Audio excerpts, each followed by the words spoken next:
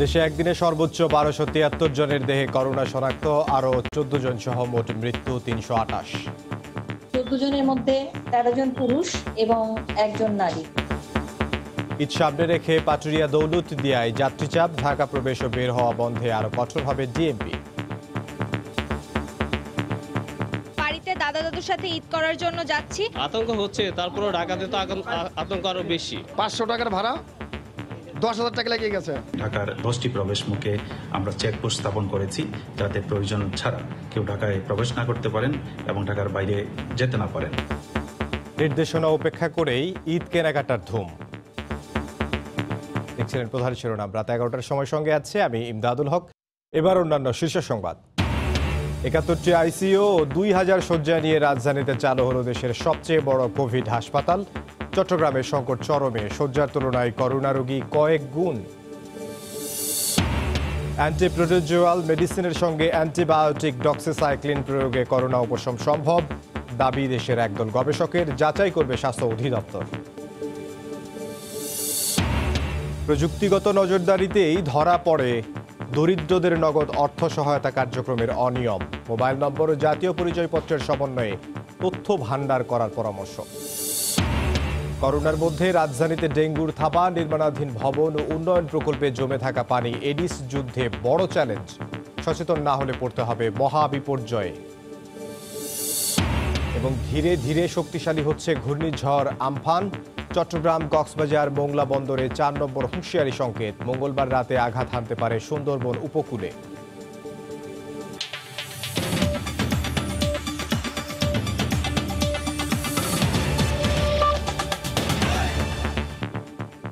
বাংলাদেশে নতুন করে করোনা ভাইরাসে 24 ঘন্টায় আক্রান্ত হওয়ার আগের সব রেকর্ড ছাড়িয়ে গেছে। সারা দেশে একদিনে আক্রান্ত হয়েছেন 1273 জন আর মারা গেছেন 14 জন।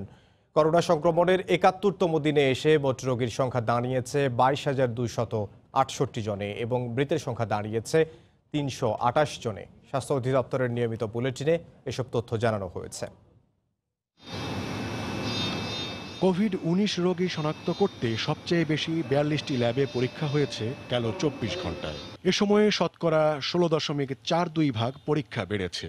8,114 জনের নমুনা পরীক্ষা করে 1273 জনের দেহে করোনা ভাইরাস পাওয়া গেছে, যা আগের 24 ঘন্টার তুলনায় 26.94% বেশি। গেল 24 ঘন্টায় করোনায় মৃত্যু কমেছে। এ সময়ে মারা গেছে 14 জন, যা আগের দিনের তুলনায় 14.29% কম। আর সুস্থ হয়েছে 2.5 শতাধিক, যা আগের 24 ঘন্টার তুলনায় শতকরা 8.2% বেশি। স্বাস্থ্য অধিদপ্তরের হিসেবে মোট শনাক্তের 19.67% সুস্থ হচ্ছেন আর 1.47% মারা যাচ্ছেন। দুক্ষেত্রেই অবস্থার কিছুটা উন্নতি হয়েছে। 14 জনের মধ্যে 13 জন পুরুষ এবং 1 জন নারী। 11 থেকে 20 বছরের মধ্যে 1 জন, 31 থেকে 40 বছরের মধ্যে 1 জন, 41 থেকে 50 বছরের মধ্যে 2 জন, 51 থেকে 60 বছরের মধ্যে 3 জন, 61 থেকে 70 বছরের মধ্যে 3 জন, 71 থেকে 80 বছরের মধ্যে 3 জন এবং 81 থেকে 90 বছরের মধ্যে 1 জন। করোনা থেকে বাঁচতে শারীরিক ও মানসিক দুই স্বাস্থ্যের দিকেই নজর দিতে পরামর্শ দিয়েছে স্বাস্থ্য অধিদপ্তর। ইফতারের পরে আমরা যেন তরল খাবার এবং পানি বেশি করে খাই। ভিটামিন সি সমৃদ্ধ খাবার, টাটকা শাকসবজি, ফলমূল এগুলো বেশি করে আমাদের খাদ্য তালিকায় রাখি। এই পরিস্থিতিতে যেখানে আমাদের সবাইকে বাড়িতে থাকার জন্য আমরা উপদেশ দিচ্ছি, এই পরিস্থিতিতে আমরা যেন মনোবল চাঙ্গা রাখি। ব্রিফিং এ সব সময় সতর্ক থাকতেও পরামর্শ দেওয়া হয়েছে। 30,165। ওমর ফারুক, সময় সংবাদ, ঢাকা। করোনার সবশেষ পরিস্থিতি নিয়ে স্বাস্থ্য অধিদপ্তরের আজকের বুলেটিনের বিশ্লেষণ করেছেন রিপোর্টার আজহার লিমন। আমন্ত্রণ কোভিড পরিস্থিতির বিশ্লেষণ। 24 ঘন্টায় করোনাতে দেশের মাটিতে করোনার রোগীর সংখ্যা ছাড়িয়ে গেল 22,000। করোনায় আক্রান্ত হয়ে গেল 24 ঘন্টায় মৃত্যুবরণ করেছেন আরও 14 জন রোগী। 17 মে করোনা সংকটের 71তম দিন। আজকের বিশ্লেষণের শুরুতেই দেখে নেব গেল 24 ঘন্টার সার্বিক চিত্র। গেল 24 ঘন্টায় দেশের 42টি ল্যাবে মোট পরীক্ষা করা হয়েছে 8,114 জনের নমুনা, যাদের মধ্যে করোনা শনাক্ত হয়েছে 1,273 জনের দেহে। গেল 24 ঘন্টায় মৃত্যুবরণ করেছেন 14 জন। মোট মৃত্যুবরণ করা রোগীর সংখ্যা দাঁড়ালো 328 জন। গেল 24 ঘন্টায় সুস্থ হয়েছেন 256 জন। এ পর্যন্ত সুস্থ হলেন 4,373 জন রোগী। দেখে নেব গেল 2 মাসের সংক্রমণ প্রবণতা চিত্র। বরাবরের মতো আমরা সংক্রমণের ঊর্ধ্বমুখী প্রবণতায় দেখছি। এপ্রিলের শুরু থেকে ব্যাপকভাবে সংক্রমণের যে প্রবণতা সেটি কিন্তু আমরা এপ্রিলের মাঝামাঝি এসে দেখছি। আজকের দিনে মোট রোগীর সংখ্যা এসে দাঁড়িয়েছে 22,268 জন। যাব শেষ 7 দিনের শনাক্তের চিত্র। আজ 17 মে সব থেকে বেশি রোগী শনাক্ত হয়েছে একদিনে 1,273 জন। এটি দেশের ইতিহাসে সর্বোচ্চ। গেল 7 দিনের মধ্যে 5 দিনে কিন্তু 1,000-এর বেশি রোগী শনাক্ত হয়েছে। বাকি 2 দিন কিন্তু আমরা দেখতে পাচ্ছি যে 1,000-এর কম রোগী শনাক্ত হয়েছে। দেখে নেব সবচেয়ে সংক্রমিত দেশগুলোর সঙ্গে বাংলাদেশের 71তম দিনের তুলনামূলক চিত্র। আমরা দেখতে পাচ্ছি যে বর্তমানে সব থেকে করোনা ঝুঁকিতে থাকা বা সংক্রমণের শীর্ষে থাকা দেশ মার্কিন যুক্তরাষ্ট্রের চিত্র 71তম দিনেও শীর্ষে ছিল। আমরা দেখতে পাচ্ছি যে 71তম দিনে মার্কিন যুক্তরাষ্ট্রের রোগীর সংখ্যা ছিল প্রায় 2.5 লাখ, যেখানে মৃত্যুবরণ করেছে 7,500-এরও বেশি মানুষ। তবে 71তম দিনে ভারতের চিত্রে আমরা দেখতে পাচ্ছি অনেকটাই কম, 6,725 জন রোগী 71তম দিনে এসে দাঁড়িয়েছিল ভারতে। সবচেয়ে সংক্রমিত দেশগুলোর সঙ্গে তুলনা করে আমরা দেখতে পাচ্ছি যে ইউরোপ এবং আমেরিকার থেকে বাংলাদেশের চিত্র অনেকটাই ভালো। কিন্তু ভারতের সঙ্গে যদি আমরা বাংলাদেশের 71তম দিনের চিত্র মেলাই তাহলে দেখতে পাবো শনাক্তের সংখ্যা এবং মৃতের সংখ্যা দুই কিন্তু বাংলাদেশে বেশি রয়েছে। এই ছিল আজকের বিশ্লেষণে। করোনা পরিস্থিতিতে স্বাস্থ্য ঝুঁকি নিয়েই ঈদ সামনে রেখে ঢাকা ছাড়ছেন শত শত মানুষ। স্বাস্থ্যবিধি অমান্য করেই পাটুরিয়া দৌলতদিয়া এবং কাঁঠালবাড়ি শিমুলিয়া নৌরুট দিয়ে ঘরে ফিরছেন তারা। শারীরিক দূরত্ব না মানায় সংক্রমণ ছড়িয়ে পড়ার শঙ্কা বাড়ছে। ঈদের বাকি মাত্র 6 থেকে 7 দিন। করোনা পরিস্থিতির কারণে এবার সবাইকে ঘরে থাকার নির্দেশনা দেয়া হলেও স্বাস্থ্য ঝুঁকি নিয়ে ঢাকা ছাড়ছেন শত শত মানুষ। প্রশাসনের নজর এড়াতে প্রাইভেট কার সহ ছোট ছোট যানবাহনে করেই ঘাট পার হচ্ছেন তারা। এক্ষেত্রে অনেকেই মানছেন না শারীরিক দূরত্ব। ফ্যামিলি সবাইকে নিয়ে যাচ্ছে, মা বাবা একসঙ্গে ঈদ করবো আর কি। বাড়িতে দাদা দাদুর সাথে ঈদ করার জন্য যাচ্ছি। অনেক যানজটে গাড়ি চলতেছে না, প্রাইভেটে আসছি। আতঙ্ক হচ্ছে, তারপরে ঢাকাতে তো আতঙ্ক আরো বেশি। 500 টাকার ভাড়া 10,000 টাকা লেগে গেছে। ঘাট কর্তৃপক্ষ জানায় যাত্রী ও যানবাহনের চাপ বাড়ায় ফেরির সংখ্যা 4টি থেকে বাড়িয়ে 10টি করা হয়েছে। তবে ঘাট এলাকায় ছিল না প্রশাসনের নজরদারি। এ বিষয়ে ক্যামেরার সামনে কথা বলতে রাজি হননি বিআইডব্লিউটিসি কিংবা স্থানীয় প্রশাসনের কেউ। এদিকে মুন্সিগঞ্জের শিমুলিয়া ও মাদারীপুরের কাঁঠালবাড়ি নৌরুটেও একই চিত্র দেখা গেছে। লঞ্চ ও স্পিডবোট চলাচল বন্ধ থাকায় ফেরিতে করেই পদ্মা পাড়ি দেন যাত্রীরা। 7 কিলোমিটারের এই নৌরুটে যাত্রীর চাপ বাড়ায় 17টি ফেরির মধ্যে 14টি পারাপারে ব্যবহৃত হচ্ছে। যাত্রী এই পার থেকে খুব কম পার হচ্ছে, কিন্তু ওপার থেকে প্রচুর যাত্রী আসতেছে এবং ফেরি ভর্তি যাত্রী আসতেছে। প্রশাসনের নজরদারি না থাকায় ঢাকা থেকে মানুষ বের হওয়ার সুযোগ পাচ্ছেন বলে অভিযোগ স্থানীয়দের। নিয়াজ মাখদুম, সময় সংবাদ। করোনার বিস্তার রোধে আজ থেকে ঢাকা মহানগরীতে প্রবেশ ও বের হওয়ার ক্ষেত্রে আরও কঠোর অবস্থানে পুলিশ। এক ভিডিও বার্তায় ডিএমপির অতিরিক্ত কমিশনার কৃষ্ণপদ রায় জানান, চলাচলের নিষেধাজ্ঞা ও স্বাস্থ্যবিধি না মানায় চেকপোস্টগুলোতে আরও কঠোর অবস্থানে রয়েছে পুলিশ। তবে জরুরি সেবা ও পণ্য সরবরাহ কাজে নিয়োজিত যানবাহনসমূহ এই নিয়ন্ত্রণের আওতামুক্ত থাকবে বলেও জানান তিনি। ছুটিকালীন সময়ে কোনো বিশেষ কারণ ব্যতীত যাতে কেউ ঢাকায় প্রবেশ না করতে পারেন কিংবা ঢাকা থেকে বের হয়ে যেতে না পারেন, সেই ব্যাপারে স্বাস্থ্যগত কারণে সরকারি নিষেধাজ্ঞা আছে। সেই নিষেধাজ্ঞা অনেকেই মানছেন না কিংবা স্বাস্থ্যবিধি অনেকেই মানছেন না বলে পরিলক্ষিত হচ্ছে। সেটা বিবেচনায় এনে ঢাকার 10টি প্রবেশ মুখে আমরা চেকপোস্ট স্থাপন করেছি, যাতে প্রয়োজন ছাড়া কেউ ঢাকায় প্রবেশ না করতে পারেন এবং ঢাকার বাইরে যেতে না পারেন। সেই ব্যবস্থা আগামী ঈদ পর্যন্ত বলবৎ থাকবে। এদিকে ঈদ উল ফিতর সামনে রেখে দেশের বিভিন্ন জেলায় বিপণী বিতানগুলোতে সামাজিক দূরত্ব না মেনেই কেনাকাটা করছেন সাধারণ মানুষ। কোথাও কোথাও দেখা যায় ক্রেতাদের উপচে পড়া ভিড়। বেশিরভাগ মানুষ শপিংয়ে যাচ্ছেন ন্যূনতম সুরক্ষা ছাড়াই, সাথে নিয়ে ঝুঁকিতে ফেলছেন শিশুদেরও। জেলা প্রতিনিধিদের পাঠানো তথ্য ছবিতে রিপোর্ট। করোনায় আক্রান্ত ও মৃতের সংখ্যা যখন আগের দিনের রেকর্ড পরদিন ছাড়িয়ে যাচ্ছে, তখন ঈদ কেনাকাটায় মানুষের ঢল নেমেছে বিপণী বিতানগুলোতে। রোববার সকাল থেকে ভোলা শহরের বিপণী বিতানগুলোতে ঈদের কেনাকাটায় আসতে শুরু করে মানুষ। সামাজিক দূরত্ব ছাড়াই বেলা বাড়ার সাথে সাথে তা ঢলে রূপ নেয়। দোকানিরা স্বাস্থ্যবিধি মানার চেষ্টা করলেও ক্রেতাদের চাপে তা সম্ভব হয়নি।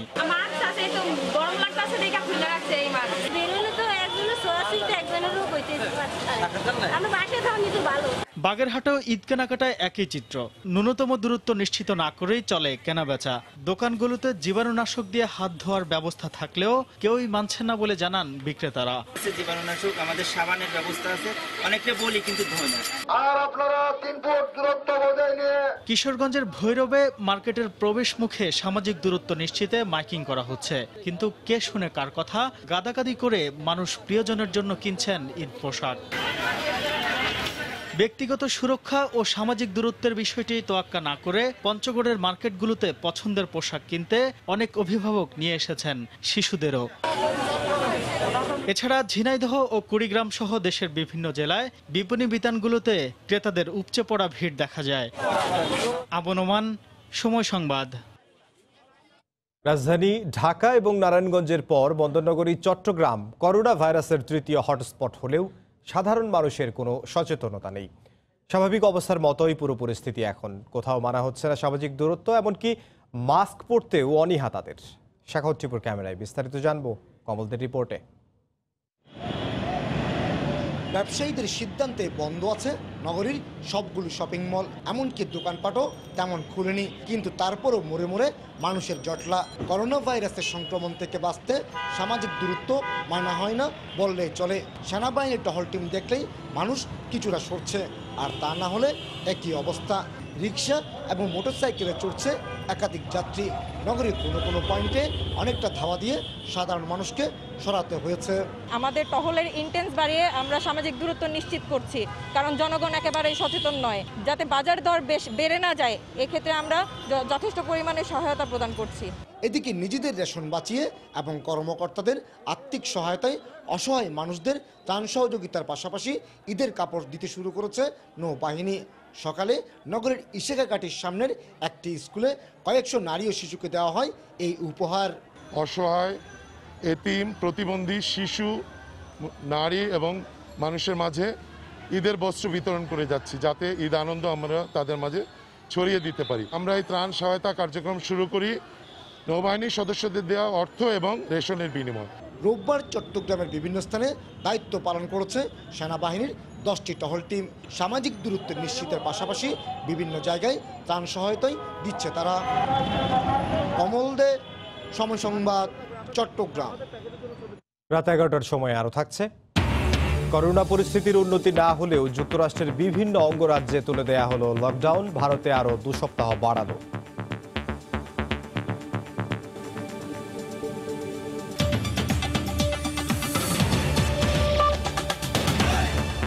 চালু হলো দেশের সবচেয়ে বড় কোভিড হাসপাতাল। রাজধানীর বসুন্ধরা কনভেনশন সেন্টারে স্বাস্থ্য অধিদপ্তর এবং বসুন্ধরা গ্রুপের উদ্যোগে এই হাসপাতাল নির্মাণ করা হয়েছে, যেখানে করোনা আক্রান্তদের আইসোলেশন সুবিধা সহ রোগীদের জন্য থাকছে আইসিইউ সুবিধা।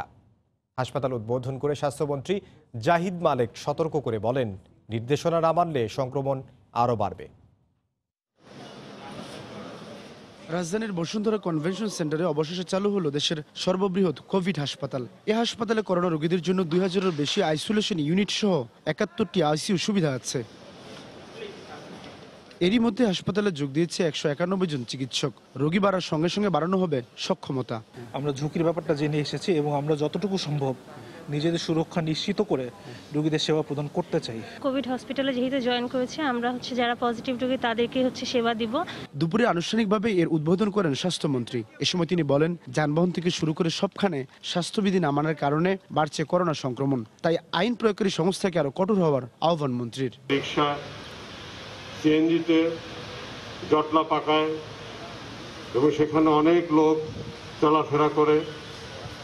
আমরা যখন দেখি দোকানে জটলা পাকাচ্ছে, আমরা দেখি শিল্পের সামনে, আমরা দেখি ফেরিঘাটে, তখন আমরা আতঙ্কিত হই যে সংক্রমণ তো বৃদ্ধি পাবে।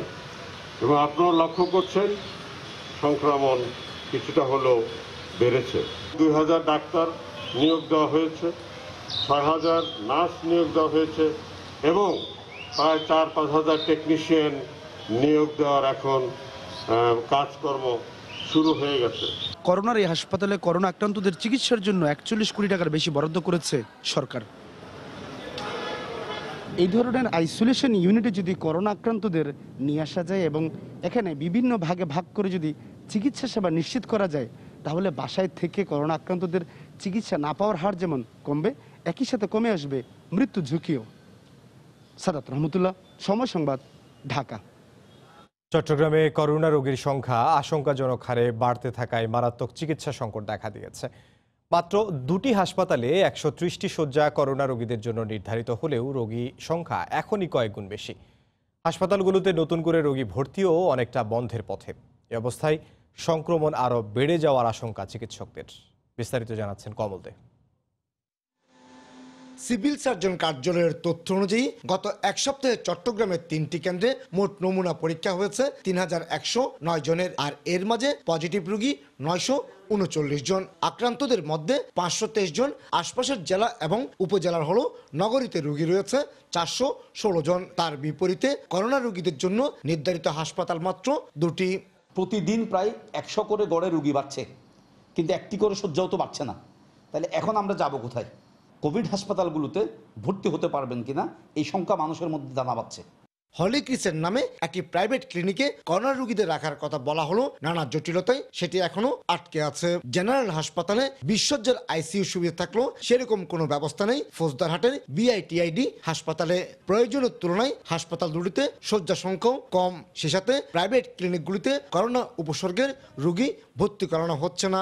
চট্টগ্রাম মেডিকেল কলেজ বা অন্য যে কোনো একটা রানিং হসপিটাল, অ্যাক্টিভ কোনো হসপিটালকে বেছে নেওয়া, যেটার একটা পোর্শনকে আলাদা করে সম্পূর্ণ সেপারেট কোভিড হসপিটালে বাড়ানো। চট্টগ্রাম মেডিকেল কলেজের যে কোভিড ইউনিট 2-3 দিনের মধ্যে চালু হবে, এটা আমরা আশা করছি। সেখানে আমরা রোগী নিয়ে যেতে পারবো। এর পাশাপাশি আমরা চট্টগ্রাম সিটি কর্পোরেশন হাসপাতালের সাথেও যোগাযোগ করছি। গত 3রা এপ্রিল চট্টগ্রামে প্রথম করোনা রোগী শনাক্ত হয়। আক্রান্ত 939 জনের মধ্যে মারা গেছেন 30 জন এবং সুস্থ হয়ে 95 জন বাসায় ফিরে গেছেন। কমল দে, সময় সংবাদ, চট্টগ্রাম। করোনা চিকিৎসায় আবারও সুখবর দিল বাংলাদেশ। 1.5 মাসের গবেষণায় সাফল্যের দেখা পাওয়ার দাবি একটি বেসরকারি মেডিকেল কলেজের একদল চিকিৎসকের। অ্যান্টিপ্রোটোজুয়াল মেডিসিনের সিঙ্গল ডোজের সঙ্গে অ্যান্টিবায়োটিক ডক্সিসাইক্লিন প্রয়োগে 4 দিনেই কোভিড-19 উপশমের দাবি করছেন তারা। তবে গুরুতর রোগীদের বিষয়ে এখনও কোনো নিশ্চয়তা দিতে পারছেন না তারা। তেমন গবেষণাকে স্বাগত জানিয়ে স্বাস্থ্য অধিদপ্তর বলছে বিষয়টি যাচাইয়ে কাজ করছেন তারা। রাশেদ লিমনের রিপোর্ট। প্রচলিত 2টি ওষুধের সমন্বিত প্রয়োগে কোভিড-19 চিকিৎসায় নতুন পথ খুঁজছেন বাংলাদেশের একদল চিকিৎসক। বাংলাদেশ মেডিকেল কলেজ হাসপাতালের বক্ষব্যাধি বিশেষজ্ঞ অধ্যাপক তারেক আলম এক সহযোগী চিকিৎসককে নিয়ে 1.5 মাস গবেষণা করেন। তাদের দাবি অ্যান্টিপ্রোটোজুয়াল মেডিসিন ইভারমেকটিনের সিঙ্গেল ডোজের সঙ্গে অ্যান্টিবায়োটিক ডক্সিসাইক্লিন প্রয়োগে করোনা ভাইরাসে আক্রান্ত রোগীদের উপসর্গ মাত্র 3 দিনে 50% কমে যায়, আর 4 দিনে টেস্টের রেজাল্ট নেগেটিভ আসার বিস্ময়কর সাফল্য পেয়েছেন তারা। 60 জন রোগীর উপর গবেষণা করে এই সিদ্ধান্তে এসেছেন তারা। আইভারমেকটিনের অ্যান্টিভাইরাল প্রপার্টিস থাকাতে এটার একটা টেস্ট স্টাডি হয়েছিল অস্ট্রেলিয়ার মনাশ ইউনিভার্সিটিতে। সেখানে দেখা গেছে এটা ভাইরাসটাকে খুব সহজেই 48 ঘন্টার মধ্যে নিশ্চিহ্ন করতে পারে। সেটার উপর ভিত্তি করে আমরা এই ওষুধটাকে ব্যবহার করেছি। আর ডক্সিসাইক্লিন দেওয়া হয়েছে যদি কোনো সেকেন্ডারি ব্যাকটেরিয়াল ইনফেকশন না হয় সেটা বন্ধ রাখার জন্য। ওষুধগুলো সাধারণত পজিটিভ যদি হয় এবং যদি উপসর্গ শুরু হয় তখনই দেওয়াই ভালো, কেননা আমরাও ওই সময় ওষুধগুলো দিয়েছি এবং বেশিরভাগ রোগীর কমে গেছে। ডাক্তার তারেক আলম জানান, প্রাথমিক অবস্থায় সুফল মিললেও গুরুতর রোগীদের ক্ষেত্রে কতটা কাজ করবে সে বিষয়ে এখনো নিশ্চিত নন তারা। যেহেতু আইসিইউ নাই, আমরা যারা খুব বেশি খারাপ রোগী এরকম আমরা ভর্তি করতে পারি নাই, সুতরাং খুব বেশি খারাপ রোগীদের বেলায় কতটুকু কাজ হবে সেটা আমি বা আমার সহযোগীরা বা আমাদের পরীক্ষা থেকে বলা মুশকিল। এদিকে এমন গবেষণা স্বাগত জানিয়ে স্বাস্থ্য অধিদপ্তর বলছে, পর্যাপ্ত পরীক্ষা নিরীক্ষা শেষে এই গবেষণা সঠিক প্রমাণ হলে তা গাইডলাইনে অন্তর্ভুক্ত হবে। ওনারা যে ক্লেমটা করেছেন এটা আমরা দোয়া করি যে সুখবর হোক, এটা সত্য হোক। তাহলে যদি দেখা যায় যে না ম্যাক্সিমাম ক্ষেত্রে সাকসেস আসছে, তাহলে আমরা বুঝবো না ইট উইল ওয়ার্ক। তখন আমাদের বাংলাদেশে নিশ্চয়ই আমাদের সরকার এটাকে সম্মান ফাউন্ডেশনের উদ্যোগে এই গবেষণা চালানো হয়। রাশেদ লিমন, সময় সংবাদ, ঢাকা। করোনা পরিস্থিতিতে বন্ধ হওয়া নির্মাণাধীন ভবন ও বিভিন্ন উন্নয়ন প্রকল্পে জমে থাকা পানি এডিস যুদ্ধে বড় চ্যালেঞ্জ হয়ে দাঁড়িয়েছে। ঢাকা উত্তর সিটির এডিস বিরোধী চিরুনি অভিযানের 2য় দিনে বেশ কয়েকটি নির্মাণাধীন ভবন মালিককে জরিমানা ও সতর্ক করেন ভ্রাম্যমাণ আদালত। ধ্বংস করা হয় মশার প্রজনন ক্ষেত্র। কয়েকদিনের জমে থাকা স্বচ্ছ পানিতে বংশবিস্তার করে ডেঙ্গুর বাহক এডিস। কিন্তু এমন দৃশ্য দেখে প্রশ্ন ওঠা স্বাভাবিক, মশার কামড়ে নাজেহাল নগরবাসীর কতটুকু মনে আছে এই তথ্য? রোববার সকালে রাজধানীর উত্তর সিটির 5টি অঞ্চলে একযোগে শুরু হয় এডিস বিরোধী চিরুনি অভিযান। অভিযানে নির্মাণাধীন ভবনে একে একে খোঁজ মেলে মশার প্রজনন ক্ষেত্র। বেসিনটা লাগাইছি করোনার জন্য, হাত ধোয়ার জন্য। এখন বলতেছে যে আমাদের অনেকদিন লকডাউন ছিল, এই কারণে হয়তো বা একটু হয়েছে, সেই দৃষ্টিকোণ থেকে আমরা অবশ্যই সতর্ক থাকবো। নগর কর্তৃপক্ষ বলছে কারণ প্রাদুর্ভাবের পর বন্ধ হয়ে যাওয়া আবাসিক ভবন ও উন্নয়ন প্রকল্পের জমে থাকা পানি পরিষ্কার রাখাই বেঁচে আছে। আমরা এতদিন ভ্রাম্যমাণ করেছি, এখন সেই সাথে আমরা চিরুনি অভিযান করছি। তো সব কিছু মিলে আমরা আশা করতেছি যে এটার পরে আমরা হয়তোবা একটা ভালো কিছু পাবো। অভিযানে গাফেলতির দায়ে কয়েকটি বাড়ির মালিককে জরিমানা ও পরিচ্ছন্নতা কার্যক্রম চলমান রাখার নির্দেশ দেওয়া হয়। কোথাও কোথাও কেয়ারটেকার পাওয়া যাচ্ছে, আবার কোথাও পাওয়া যাচ্ছে না। আমরা তালা ভেঙে আমরা বিভিন্ন স্পেস দিয়ে আমরা ঢুকে প্রবেশ করে আমরা পেয়েছি, এরকম আছে অনেককে পাওয়া যাচ্ছে না। তাদেরকে ফোনে বা টেলিফোনে কথা বলে আমরা এই যে জরিমানা করছি, বিকাশের মাধ্যমে টাকা এনে তাদেরকে অর্থদণ্ড করেছি। এর ভিতরে কিন্তু পানি জমার এবং এটা কিন্তু নিষ্কাশনের যে ব্যবস্থাটা, এটা করার মতো লোকেরও কিন্তু যথেষ্ট ঘাটতি আছে। সে কারণেই কিন্তু আমাদের মোবাইল কোর্ট এবং তার সাথে কিন্তু আমাদের চিরুনি অভিযান এক যুগপথভাবে পরিচালিত হচ্ছে।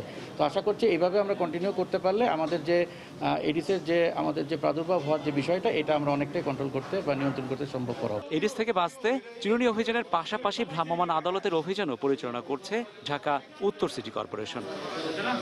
রাশেদ বাপ্পি, সময় সংবাদ, ঢাকা। রাত 11টার সময় আরো থাকছে। নির্দেশনা মেনে করোনা পরিস্থিতিতেও চা উৎপাদন অব্যাহত থাকায় চাঙ্গা ভাব, এবারও উৎপাদনের রেকর্ডের আশা।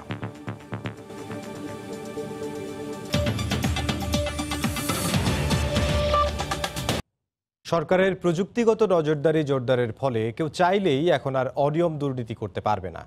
প্রধানমন্ত্রীর কার্যালয় থেকে মনিটরিংয়ের ফলেই মোবাইল ব্যাংকিংয়ের মাধ্যমে দরিদ্রদের নগদ সহায়তা কার্যক্রমের দুর্নীতি ধরা পড়ে বলে জানিয়েছেন দুর্যোগ ব্যবস্থাপনা ও ত্রাণ প্রতিমন্ত্রী। এই অবস্থায় সব নাগরিকের মোবাইল নম্বর ও জাতীয় পরিচয়পত্রের সমন্বয়ে একটি তথ্য ভাণ্ডার তৈরির পরামর্শ তথ্য প্রযুক্তি বিশেষজ্ঞদের। করোনা পরিস্থিতিতে গত 24শে মার্চ সাধারণ ছুটি ঘোষণার পর থেকেই নিম্ন আয়ের মানুষের মাঝে ত্রাণ সহায়তা শুরু করে সরকার। 50 লক্ষ মানুষকে আমরা সাহায্য দেব। সবশেষ গত বৃহস্পতিবার দেশে প্রথমবারের মতো 50 লাখ দরিদ্র পরিবারকে সরাসরি মোবাইল ব্যাংকিং এর মাধ্যমে নগদ 2500 টাকা করে অর্থ সহায়তা কর্মসূচির উদ্বোধন করেন প্রধানমন্ত্রী। তবে নগদ অর্থ সহায়তার এই কর্মসূচিতেও সামনে আসে অনিয়মের চিত্র। গণমাধ্যমের খবরে উঠে আসে একাধিক ব্যক্তির নামে একই মোবাইল নম্বর ব্যবহারের তথ্য। এরই ধারাবাহিকতায় এমন 8 লাখ মোবাইল নম্বর শনাক্ত করার কথা জানায় দুর্যোগ ব্যবস্থাপনা ও ত্রাণ মন্ত্রণালয়। ত্রাণ প্রতিমন্ত্রী জানান, প্রধানমন্ত্রীর কার্যালয় থেকে প্রযুক্তিগত নজরদারির ফলেই এই অনিয়ম চিহ্নিত করা সম্ভব হয়েছে। সিস্টেমটা এমনভাবে ডেভেলপ করা যে এক নাম্বার একাধিকবার ব্যবহার হলে সেখানে হবে না। ডাটাবেসটাই যাচাই বাছাই চলতেছে, এটা যাচাই বাছাই করে ঠিক করলে আর সমস্যা হবে না। এরপর থেকে সবকিছু এই ডাটাবেসের উপরেই হবে এবং ডাটাবেসটা কারেকশন করার জন্য আইসিটি মন্ত্রণালয় সহ কাজ করতেছে। তথ্য প্রযুক্তি বিশেষজ্ঞরা মনে করেন, সরকারের বিভিন্ন কর্মসূচিতে অনিয়ম দুর্নীতি প্রতিরোধে ব্যাপক সহায়ক হতে পারে প্রযুক্তিগত সহায়তা। এনআইডি নাম্বারের মধ্যে একটা মোবাইল নাম্বার, যখন দুটো কম্বিনেশন হবে তখন এখানে আরো ভুয়া ঘটনা ঘটার মতো সম্ভাবনা আরো অনেক কমে আসবে। যে কোনো ক্ষেত্রে একটা ইউনিক আইডেন্টিটি নাম্বার থাকলে তাকে সহজেই যেমন ট্রেস করা সম্ভব এবং যে কাঙ্ক্ষিত লোক তাকে সহযোগিতা করা সম্ভব। সব নাগরিকের প্রকৃত মোবাইল নম্বরের তথ্য পেতে মোবাইল অপারেটরগুলোর সহায়তা নেওয়ার পরামর্শ তথ্য প্রযুক্তি বিশেষজ্ঞদের। ফারুক ভাইয়া, রবিন, সময় সংবাদ, ঢাকা। সমুদ্র উপকূলে ধেয়ে আসছে ঘূর্ণিঝড় আমফান। সাগর উত্তাল থাকায় চট্টগ্রাম, কক্সবাজার ও মোংলা সমুদ্র বন্দরকে 4 নম্বর হুঁশিয়ারি সংকেত দেওয়া হয়েছে। এটি আরও শক্তিশালী হয়ে মঙ্গলবার দিবাগত রাতে আঘাত হানতে পারে বলে জানিয়েছেন দুর্যোগ ব্যবস্থাপনা ও ত্রাণ প্রতিমন্ত্রী। করোনার থাবায় বিপর্যস্ত জনজীবনে মরার উপর খাড়ার ঘা হয়ে আরেকটি দুর্যোগ ধেয়ে আসছে বাংলাদেশের দিকে। সাগরে ফুঁসতে শুরু করেছে ঘূর্ণিঝড় আমফান। ঘনীভূত হচ্ছে ধীরে ধীরে। আবহাওয়া অধিদপ্তর জানায়, সাগরে সৃষ্টি হওয়া গভীর নিম্নচাপটি দক্ষিণ পূর্ব ও দক্ষিণ পশ্চিম বঙ্গোপসাগরে শনিবার রাতে ঘূর্ণিঝড়ে রূপ নিয়েছে। বঙ্গোপসাগরের যে এলাকা, এই এলাকাটাকে আমরা বলি দক্ষিণ পূর্ব বঙ্গোপসাগর এবং তার পার্শ্ববর্তী দক্ষিণ পশ্চিম বঙ্গোপসাগর। এই এলাকায় এটি ঘূর্ণিঝড়ে পরিণত হয়। এটি শুধুমাত্র ঘূর্ণিঝড় অবস্থায় আছে এবং পরবর্তী সময়ে আমাদের অবজারভেশন অনুযায়ী এটি আরো শক্তি সঞ্চয় করে হয়তো গভীর প্রবল ঘূর্ণিঝড় এবং অতি প্রবল ঘূর্ণিঝড় হওয়ার কিন্তু সম্ভাবনা রয়েছে। তো যেহেতু এটি এখনো অনেক দূরে, এই মুহূর্তে আমাদের পক্ষে এটা বলা ঠিক হবে না যে এটি ঠিক কোন সময় কোন উপকূলে কখন আঘাত হানবে। আমরা আরো একটু সময় নিলে যখন এটি মানে একেবারে আমরা নিশ্চিত হতে পারবো যে এটি বাংলাদেশ উপকূল বা অন্য কোনো উপকূলে আসছে, তখনই কিন্তু আমরা আপনাদের মাধ্যমে জনগণকে কিন্তু জানিয়ে দেব। পরিস্থিতি সামাল দিতে খাদ্য সহায়তা সহ আশ্রয় কেন্দ্র প্রস্তুত করা হয়েছে বলে জানান দুর্যোগ ব্যবস্থাপনা ও ত্রাণ প্রতিমন্ত্রী। এটা বাংলাদেশের গোটা উপকূলীয় অঞ্চলে আঘাত হানার সম্ভাবনা আছে। শতভাগ প্রস্তুতি রাখতে হবে যাতে পরিস্থিতি যেটাই হয় আমরা যেন মোকাবেলা করতে পারি, আমাদের জন্য প্রতিটা নাগরিকের জীবন যেন আমরা রক্ষা করতে পারি। আগামী 20 তারিখ নাগাদ এটি উত্তর বঙ্গোপসাগরে পৌঁছাতে পারে বলেও জানায় আবহাওয়া অধিদপ্তর। কামরুজ্জামান মামুন, সময় সংবাদ, ঢাকা। করোনা পরিস্থিতিতে নির্দেশনা মেনে চা বাগানগুলোতে উৎপাদন অব্যাহত রাখায় এই শিল্পে কাজ করছে চাঙ্গা ভাব। এবছরও গেল মৌসুমের মতো রেকর্ড পরিমাণ চা উৎপাদনের আশা করছেন সংশ্লিষ্টরা। চা শিল্পের এমন ধারা অব্যাহত রাখতে খরা মৌসুমে সেচ সুবিধা বাড়ানোর জন্য সরকারের সহযোগিতা কামনা করেছেন সংশ্লিষ্টরা। বিস্তারিত জানাচ্ছেন ইকরামুল কবির, ছবি তুলেছেন নওশাদ আহমদ চৌধুরী। প্রকৃতির আলো ছায়ার মাঝে বেড়ে ওঠা চা শিল্পে এখন আমদানি নির্ভরতা দূর হয়েছে। গেল বছর জুড়ে অনুকূল আবহাওয়ায় প্রতিটি বাগানে সবুজের সমারোহে চা বাগানের ইতিহাসে সর্বোচ্চ উৎপাদন হয়েছিল। গত মৌসুমে 166টি চা বাগানে উৎপাদন হয়েছিল 9,61,00,000 কেজি। তবে চলতি মৌসুমে টার্গেট 11 কোটি কেজি। টার্গেট পূরণে আশাবাদী সংশ্লিষ্টরা। ফলন গত বছরের চেয়ে কিছুটা বেশিও পাইতে পারে যদি এইভাবে ভালো ওয়েদার কন্টিনিউ করে এবং রোগবালাই প্রাদুর্ভাব দেখা না দেয়। আর লক্ষ্য পূরণে প্রধানমন্ত্রীর নির্দেশনা অনুযায়ী সামাজিক দূরত্ব ও স্বাস্থ্যবিধি মেনে বাগানগুলোতে পুরোদমে কাজ চলছে। স্বাস্থ্যবিধি মেনে চলে সামাজিক দূরত্ব বজায় রেখে সব ধরনের কার্যক্রম চালিয়ে যাচ্ছি আমরা।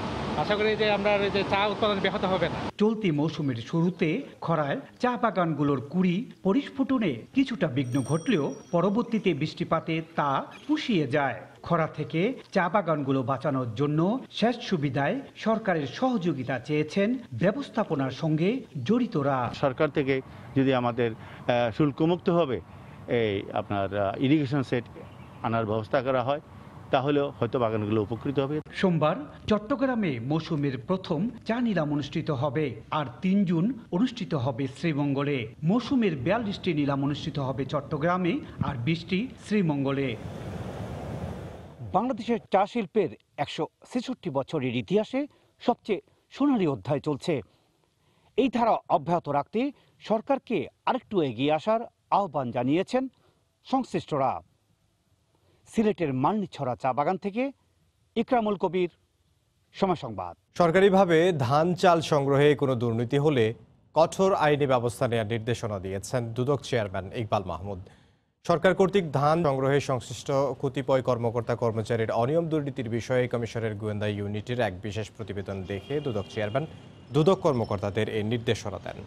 রোববার কমিশনের গোয়েন্দা ইউনিট থেকে সংক্রান্ত একটি প্রতিবেদন কমিশনের চেয়ারম্যানের কাছে উপস্থাপন করা হয়। গোয়েন্দা প্রতিবেদন ছাড়াও ভার্চুয়াল মাধ্যমে এ জাতীয় কিছু অভিযোগ পেয়েছে দুদক। এ প্রেক্ষাপটে দুদক চেয়ারম্যান বলেন, কথিত প্রভাবশালীদের চাপে মধ্যস্বত্বভোগী দালালদের কাছ থেকে ধান সংগ্রহের সুযোগ দেওয়া হবে না। গো ফর ইনকোয়ারি এবং আমরা এ ব্যাপারে কঠোর নজরদারি রাখবো এবং আমরা কঠোর ব্যবস্থা নেব। ডিসি মহোদয় বা উপজেলা নির্বাহী অফিসারদের সঙ্গে আলোচনা করছে। এটি তো যারা অসৎ লোক তারা জানবে এবং জানলে আমার বিশ্বাস যে সিস্টেম যেটা গভর্নমেন্ট তৈরি করেছে সেই সিস্টেম ব্রেক হবে না। এটা প্রতিরোধের একটা বিষয়, প্লাস আমরা পিউরিটিভ অ্যাকশনও নিব যদি আমরা দেখি যে সিস্টেম ব্রেক করা হয়েছে।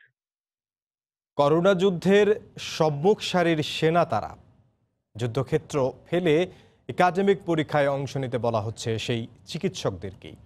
করোনা মহামারীর মধ্যেই এফসিপিএস ও এনসিপিএস পরীক্ষার সার্কুলার দিয়েছে পরীক্ষা গ্রহণকারী প্রতিষ্ঠান বিসিপিএস। পরীক্ষার্থীরা বলছেন এ কারণে মানসিক চাপে থাকায় সেবাদানে নেতিবাচক প্রভাব পড়ছে। তবে বিসিপিএস বলছে পরীক্ষার্থীরা যেন পিছিয়ে না পড়ে তাই উদ্যোগ। মাহমুদ রাকিবের রিপোর্ট। শত শত চিকিৎসক আক্রান্ত হবার পরও কোভিড-19-এর সঙ্গে হাসপাতালে লড়ে যাচ্ছেন চিকিৎসকরা। এমন সময় গেল 11 মে চিকিৎসকদের বিশেষজ্ঞ হওয়ার উচ্চতর ডিগ্রি এফসিপিএস ও এমসিপিএস পরীক্ষার সার্কুলার জারি করে Bangladesh college of physicians and surgeons, যেখানে 31 মের মধ্যে আগ্রহীদের রেজিস্ট্রেশন করতে বলা হয়। অথচ বিশ্বের নামকরা সব মেডিকেল কলেজে এসব উচ্চতর ডিগ্রির পরীক্ষা সেপ্টেম্বর পর্যন্ত স্থগিত রেখেছে। চিকিৎসকরা বলছেন, পরীক্ষায় যারা অংশ নেবেন তাদের অধিকাংশই এখন করোনা চিকিৎসায় নিয়োজিত রয়েছেন।